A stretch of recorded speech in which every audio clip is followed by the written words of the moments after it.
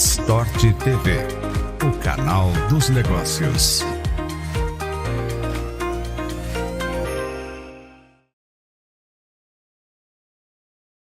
NR1 na prática, na conformidade à governança do cuidado. Fernanda.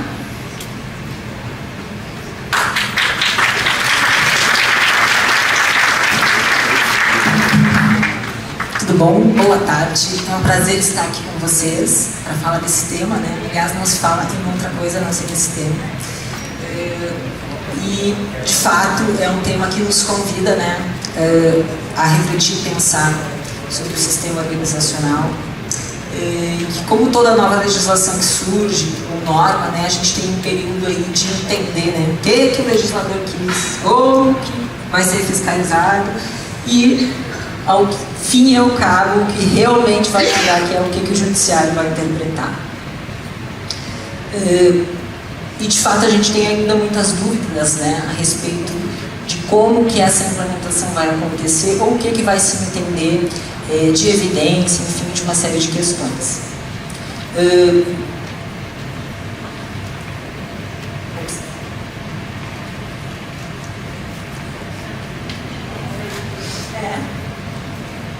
Problemas técnicos.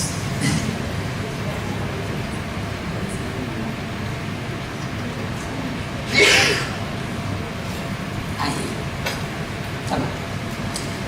Então, como já foi apresentada, né, eu sou Fernanda Mota Dávila, sou advogada, sempre atuei na área trabalhista, né, fundei a Integra, hoje sou advogada do escritório Coelho e Silva, né, e tenho a oportunidade, junto deste escritório, de estar representando, né, de ser responsável pela gestão do programa de riscos psicossociais de algumas empresas, e também estou passando junto com vocês por esse desafio, né. A primeira coisa que eu gostaria de dizer para falar sobre isso, trazendo, né, do livro dos livros, cada um exerça o dom que recebeu para servir os outros, administrando fielmente a graça de Deus. Queridos, eu creio que cada um de nós foi ungido por Deus com capacidades, com habilidades para sermos contribuição nos espaços organizacionais em que a gente participa, na nossa família, no nosso grupo de amigos.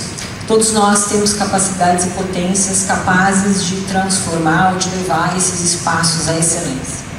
Para que isso possa ser possível, de fato, né, para que isso aconteça, certamente nós precisamos que este ambiente, né, e no caso aqui o espaço organizacional, ele nos permita, né, que possamos ser, que possamos pensar com qualidade, né? Não podemos estar abalados das nossas potências comportamentais ou psíquicas, enfim, isso é indiscutível. Eu acho que nenhum de nós aqui discute a relevância e a importância que tem a necessidade da segurança psicológica no ambiente de trabalho, né? Da comunicação não violenta, ou da manutenção, enfim, por parte da empresa, que é a dona do risco do negócio, né? Da saúde mental dos seus colaboradores. Isso não é a discussão. Acho que a discussão está para além disso. Segundo a OIT, fatores de riscos psicossociais são definidos da seguinte maneira. Ele se traduz pela interação entre ambiente de trabalho, conteúdo do trabalho, condições organizacionais, versus a capacidade, as necessidades, a experiência desse colaborador, sua cultura, seus costumes e suas questões ou a sua subjetividade. A OMS ainda acrescenta nesse quesito de subjetividade, moradia, ciclo pessoal, né, relações sociais, se essa pessoa, o seu convívio familiar, né, sua cultura, se ela estudou, se ela não estudou, o INSS ainda acrescenta se tem saneamento básico ou não, enfim. Para que esta interação, se a resultante dela for negativa ou positiva, é o que irá determinar a influência que isso tem em desempenho, saúde e satisfação. Por que eu estou dizendo isso? A resultante do fator de risco psicossocial não depende exclusivamente do ambiente empresarial. Ele vai depender do ambiente, da subjetividade do indivíduo, daquilo que ele tem acesso, de que maneira aquilo impacta nele, e essa resultante poderá ser positiva ou negativa e acarretar uma queda de desempenho, de produtividade, de insatisfação e não necessariamente acometê-lo de um transtorno mental. Por que é interessante a gente pensar sobre isso, né? Porque muito tem se falado, e aí o algoritmo na entrega, quanto mais a gente pesquisa um assunto, mais vem, né? Eu tenho recebido vários assuntos a respeito, indicadores, né? Números, afastamentos previdenciários, né? Mas não existe um recorte daquilo que deu origem a esse afastamento. Quase que como se houvesse uma conta muito simples de depressão, ansiedade, estresse, burnout, 2 pontos empresa. Né? Não existe um recorte daquilo que possa ter ocasionado ou levado aquela pessoa a aquele adoecimento. Ao dizer isso, eu não estou invalidando a doença em si, não estou dizendo que não é legítimo e tampouco estou dizendo que o sistema organizacional não deva fazer a sua parte. Somos pessoas que passamos o dia inteiro, né, no ambiente de trabalho. Se nós não tivermos a contribuição da empresa para transformar essa cultura, para transformar esta realidade de números tão estarrecedores, né, que a gente tem, relacionados à saúde mental dos indivíduos, certamente nós não poderíamos mudar a realidade. Então, sim, a empresa precisa participar. Mas é completamente diferente eu dizer aquilo em que a empresa é convidada a participar, aquilo que ela pode fazer, e dizer que a responsabilidade é dela por este dano, por este resultado. Porque todos nós pagamos impostos, né, para ter previdência, saúde, inclusive a empresa e o trabalhador. E esse recorte não está sendo feito. E é isso que as empresas precisam se dar conta. A NR1, eu digo, é o menor dos problemas. O problema realmente que a gente precisa pensar, refletir e ponderar são os desdobramentos do que vai acontecer em judiciário, na máquina que vai vir contra a empresa, né? Casualmente, semana passada, o escritório teve que responder uma ação civil pública do Ministério Público para um cliente em razão de alegação de desconformidade na formação da CIP. Já veio ali implementação da NR1, todos os requisitos, penalidade, já multa aplicada, 300 mil, mais 10 mil por dia. Talvez o fiscal tivesse dado os 90 dias para corrigir, né? O MP já veio na multa. Então, assim, a gente precisa entender que esse tema, que é sério, que merece a nossa atenção, ele está no meio de um conflito político, né? Que força a empresa a entender que ela precisa agora mexer no seu processo, numa lógica de evidenciação, né, daquilo que ela está implementando. Para aqueles que, né, são um pouco incrédulos, né, isso é meio papo de consultor que quer vender, não vai virar em pizza, né, tem gente que pensa assim. A gente é só acompanhar a evolução dos movimentos legislativos, né, nesse sentido. Então temos lá, desde a lei da CIPA, né, que instituiu a necessidade do programa do assédio, temos a inclusão dos transtornos mentais no rol de doenças relacionadas ao trabalho, formando nexo causal, né, propício para as reclamatórias. Temos aqui a NR28, que é uma NR que foi mudada no início desse ano e que mexe justamente na fiscalização, né? Ela fez uma alteração na fiscalização dos auditores do trabalho, em que deixa mais claro no sentido de que há uma visita, há um prazo de 90 dias para se modificar eventuais, né, alterações no programa que o auditor encontre, e mexe em multa. Ou seja, isso está claramente nos dizendo que eles vão fazer, eles vão entrar. Eu vi uma entrevista, acho que muitos devem ter escutado, né, todo mundo que se interessa por esse assunto acaba consumindo mais ou menos o mesmo conteúdo, né, do auditor do trabalho responsável, né, pela elaboração da NR1, em que ele fala, né, inclusive ele é responsável pela elaboração e treinamento dos fiscais que iniciaram agora esse ano. Em um fiscal entrando, ele vai questionar o colaborador. Aqui o PGE. Você foi perguntado? A empresa fez um trabalho contigo? Você entende o que é assédio? E aí a gente entra na segunda problemática desse tema. Quando a gente fala de IPI, põe o ar-condicionado ali de um risco, é mais objetivo. Quando a gente fala de temas como assédio, a gente está falando em comportamento, a gente entra em uma subjetividade um pouco maior, onde se mistura, né, uma série de problemas. Então, assim, até no próprio mapeamento que a gente faz, tu precisa conduzir de maneira que o colaborador seja questionado várias vezes para que você entenda se ele entendeu o que você está perguntando e se ele entende do tema.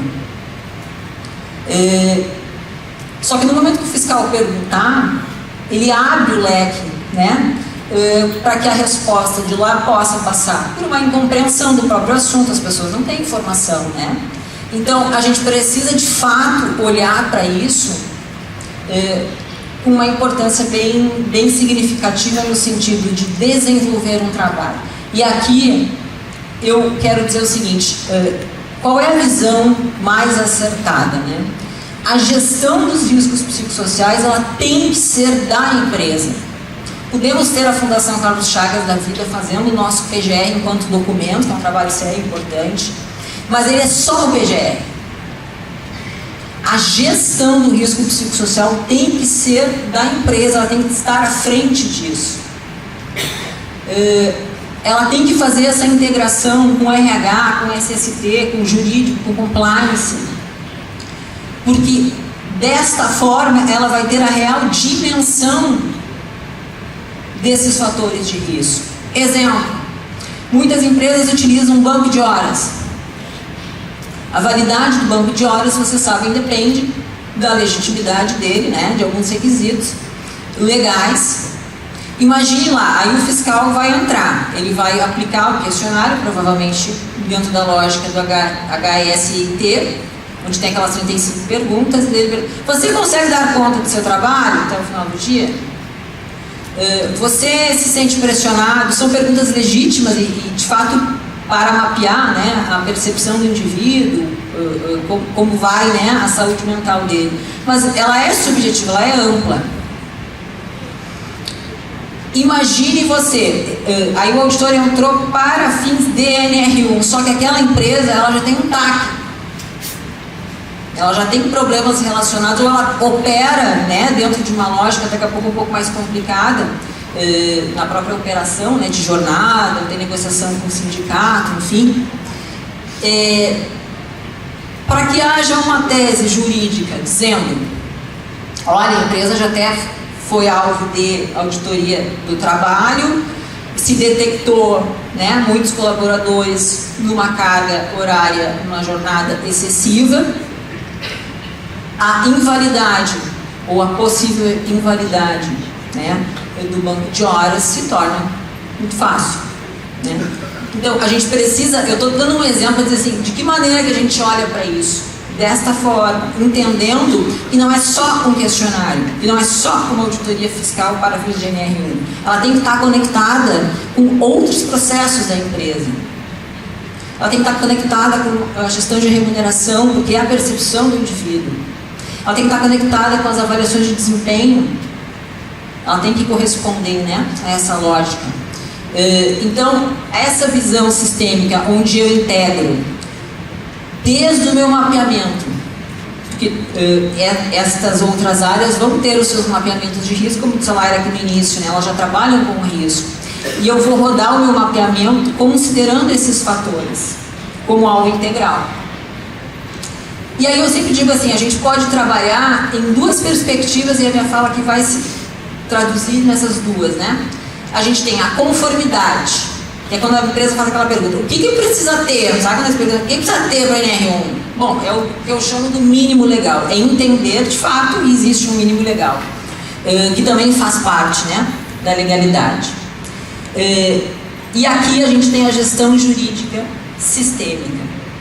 O que eu quero dizer com isso? Existe um trabalho que vai ser feito para a empresa, onde ela vai avaliar a sua própria cultura, onde estão os seus riscos, né? Como vai a segurança psicológica, como vai a saúde mental dos indivíduos. e onde ela vai tomar as suas iniciativas de médio ou longo prazo, olhando para aquilo que pode se desdobrar dentro dessa lógica que eu estou falando, né? De desdobramentos jurídicos. Outra coisa que a gente precisa entender, né, que as pessoas confundem quando começou a NR1. A avaliação psicológica ou o questionário HS são ferramentas. Ferramentas. Não é a gestão dos riscos psicossociais. Exemplo, eu implementei um programa de assédio numa mineradora em Minas Gerais. Estava contando para o colega aqui. Primeiro a rodar questionário HSIT adaptado aqui, condições tóxicas. Voltou uma maravilha. Ninguém tinha assédio, todo mundo santa paz, segurança psicológica em dia, não tinha nada. Vai do trabalho focal, treinamento do código de conduta. E aí começa você a retomar, trabalhar com as pessoas, entender, abordar o tema. E as coisas começam a aparecer. Então, não é numa testagem, não é numa pergunta que a realidade vai aparecer, a gente precisa entender isso. Porque se a empresa não olhar para isso, além dela não tratar as questões, né, de fato da saúde dos seus indivíduos, ela não vai olhar para a produtividade, ela não vai olhar, né, para a saúde mental das pessoas, ela corre o risco de deixar passar um risco que ela possa estar ignorando. Né? Então, avaliação psicológica, né? Não é a gestão dos riscos, por quê? Pela própria definição da norma, né? Ela já entrou dentro de ergonomia. Então, aquilo que eu vou medir não é a saúde mental das pessoas, eu vou medir o quanto que o ambiente de trabalho é propício ou não para que as pessoas possam vir a ser acometidas do transtorno mental. São as condições do ambiente de trabalho. As categorias que a gente vai ver. Outro ponto importante, né, para que a gente tenha clareza para falar desse assunto. A maneira como a NR1 trabalha, ela nos ensina assim, que o risco ele vai se traduzir no perigo versus a exposição. Por quê? Porque eu posso ter um fator de risco e não necessariamente ele ter a potencialidade ou pela razão de não exposição, aquela pessoa não vai estar sendo exposta, né, àquela possibilidade de risco, não tem um dano, não tem a consequência, tá? Então, o risco só vai acontecer, ele só vai se materializar quando eu tiver, de fato, a exposição. Por que é importante trabalhar nisso? Porque quando eu entendo essa ideia de perigo, de categoria, de fator e de consequência, eu consigo construir o meu trabalho. Eu consigo traduzir isso em um planejamento para a empresa. Daquilo que ela precisa mudar hoje e daquilo que ela precisa implementar a longo prazo. Porque uma coisa é dizer assim, temos assédio, registros de assédio, por exemplo, materializado, concretizado, denúncias, processos passivos. Outra coisa é dizer assim, bom, eu detectei, através de questionários, de grupos focais, a metodologia que eu apliquei, relatos de muita agressividade por parte da gestão, uma gestão muito tóxica. Isso é um ambiente propício, isso é condições tóxicas para que se materialize o assédio. Isso é um fator de risco. E aí eu consigo pensar de que maneira eu vou trabalhar dentro da minha realidade, do meu processo, do meu sistema, enfim, tá? E aí eu consigo, na minha atuação, projetar, né, identificar lá no meu mapeamento o que é saudável, o que é tóxico, o que é zona de atenção, então onde eu não tenho a materialização do risco ainda e onde eu tenho, tá? Porque toda a lógica da NR1 se baseia num plano de ação. Levanta informações. E levanta, gente, cruza. Do tipo assim, primeira coisa, RH checklist. Pergunta. PGR está atualizado? Tem plano de remuneração? Tem serviço à disposição? Não que seja obrigado, é só para entender, né? Tem, sei lá, serviço psicológico disponibilizado? Tem programa de assédio? Tem canal funcionando? Ah, tem. Me traz o relatório do canal. Qual é a tratativa? Tem avaliação de desempenho, ela é formal, como é que é o feedback, treina os gestores. Tudo que é documento, tudo que é informação vem. Aí você primeiro olha isso. Aí você vai para a entrevista. E olha como cruza, né? A questão, até falei com a Laira antes desse momento, eu disse assim, comecei um trabalho. Não havia relato de assédio, nada no canal. Mas uma confusão muito grande de responsabilidades e papéis. E aí tu via que o descritivo de cargos, toda essa parte, né, de organograma estrutural, ela era confusa. Isso se traduzia em conflitos entre média e alta gestão. E quem estava na ponta, parecia barata tonta sem saber assim, eu obedeço quem, né? Então, de fato, quando você olha para o documento e você já sabe até como é que você vai construir a tua entrevista. Por isso que o documento é primeiro, né? Para entender aquilo que você vai buscar. Tá? Quais são as categorias de risco? A NR1 não diz qual metodologia usamos, ok? Mas existem algumas, pela boa prática, que são oficiais e que todos usam, né? Tem várias pessoas, né, rodando aí questionários e tal, para detectar, né, os riscos psicossociais, que é aquele HESEIT, que é validado cientificamente, então por isso recomenda-se. Tá?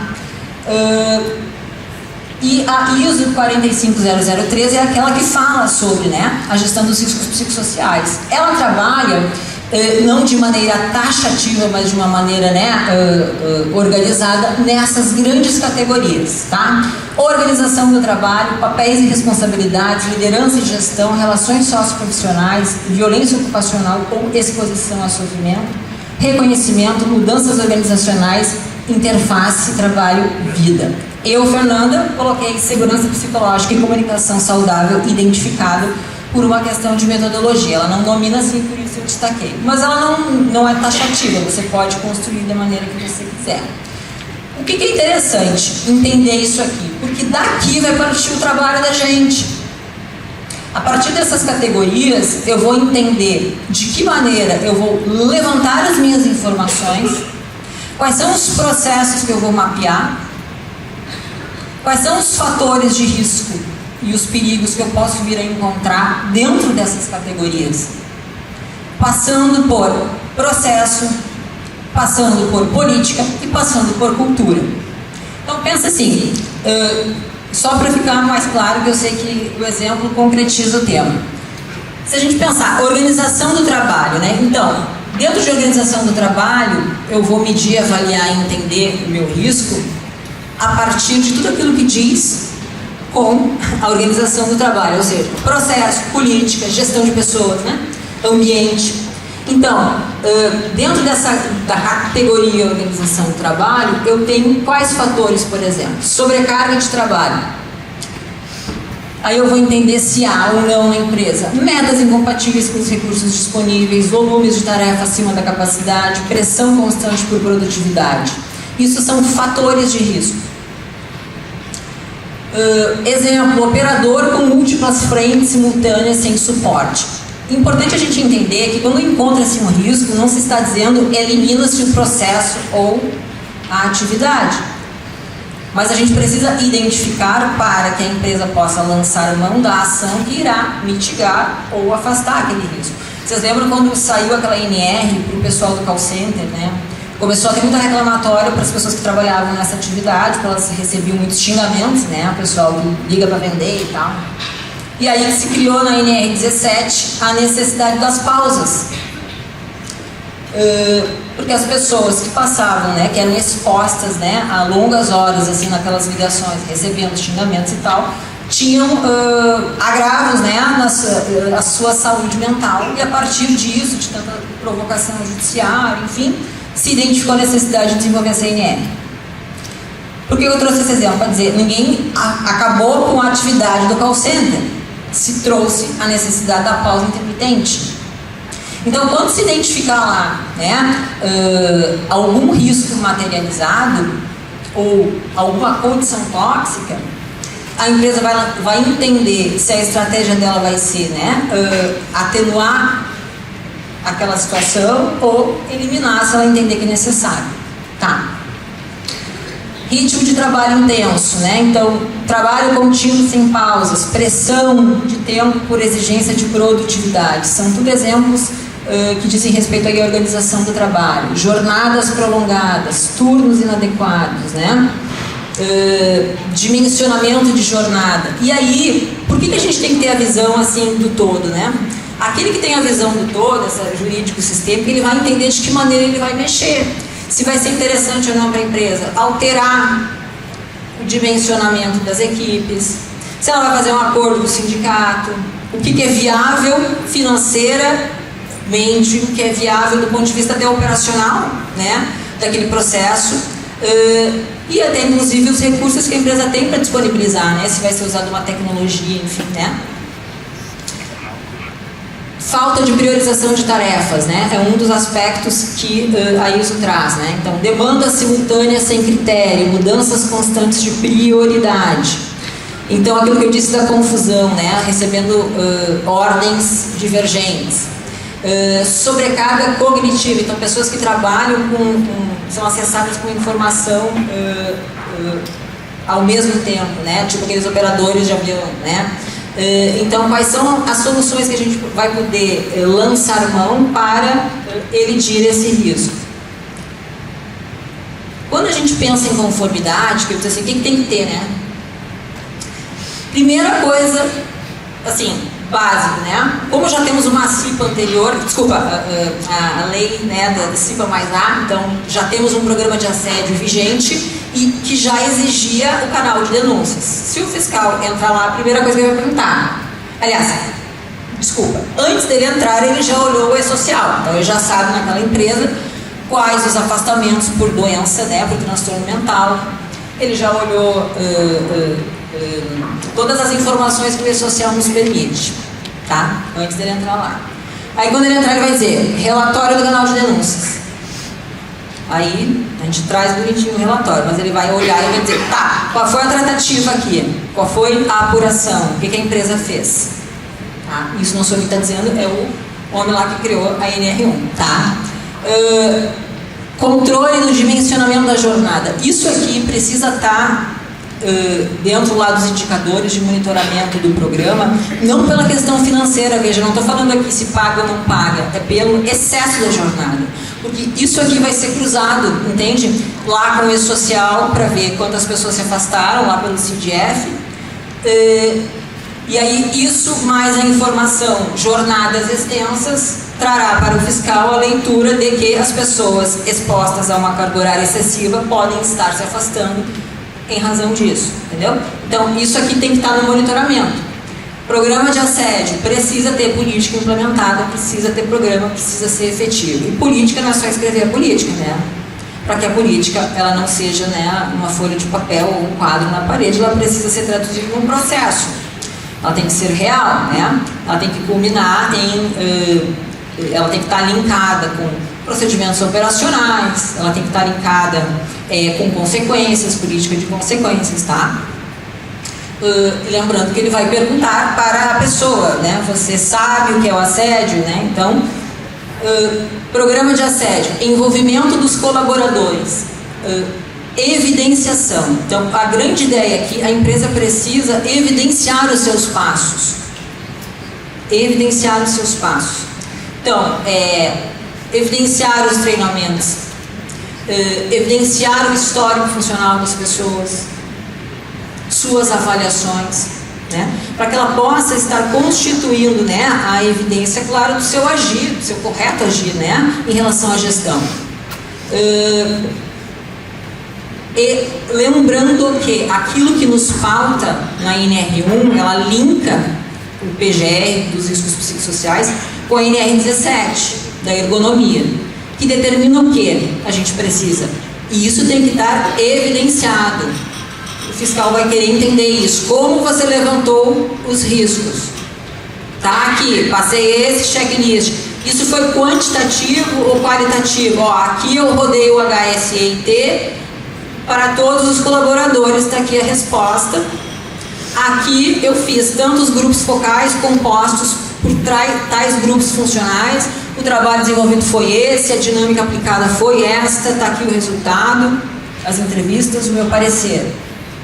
Evidências, tá?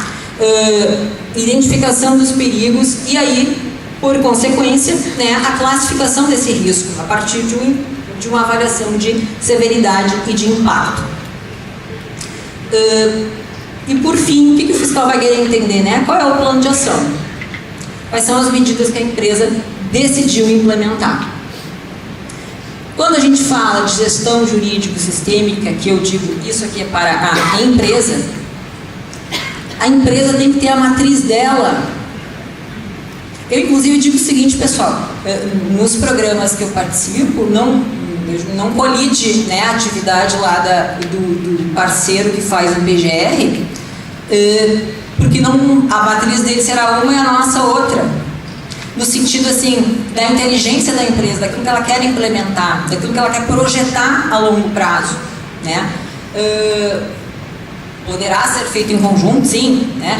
Como a empresa quiser fazer, mas não obstaculiza, né? Ela vai precisar entender da segurança psicológica, sim, ela vai ter que entender, criar esses espaços para que as pessoas tenham essa real percepção. E ela não vai conseguir fazer isso se ela não desenvolver as suas lideranças, né? Eu sempre digo, se a empresa tiver uma ficha para gastar, gaste no desenvolvimento das lideranças, né? Eles são os agentes multiplicadores. A comunicação saudável, a produtividade saudável, ela vai ter que mexer nos seus processos. A integração disso tudo com a sua gestão de remuneração, né? Com as áreas de saúde e de segurança. Então, assim, se eu estou dizendo que está lá no rol as doenças relacionadas ao trabalho, uma vez isso sendo judicializado, para que tenhamos o binômio, né? Meu gestor gritou comigo e estou doente, logo um ano de estabilidade, é muito fácil, né? Quando a gente fala lá do risco químico, físico, biológico, ele é mais objetivo, né? Mas falando-se em algo que toca tanto o comportamento, para que essa percepção de espaço seguro, essa percepção de qualidade e bem-estar aconteça, ela precisa se traduzir na gestão e no processo. Senão, a percepção desse colaborador será, de fato, né, sempre negativa a respeito do ambiente de trabalho. Era isso.